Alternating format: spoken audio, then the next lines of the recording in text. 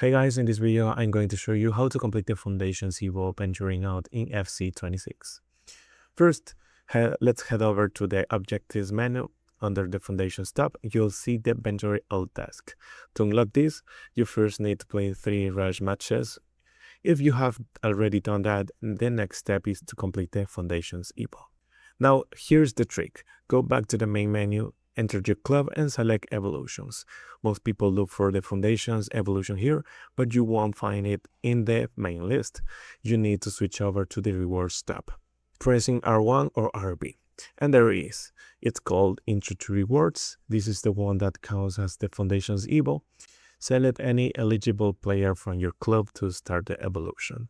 To complete it fast, you just need to play 2 matches with that player in your squad. You can do this quickly in squad battles on a low difficulty. And once you have finished the matches, come back here, claim your rewards, and you will see that the venturing out objective is finally complete. This will also help you to unlock the transfer market. And that's it.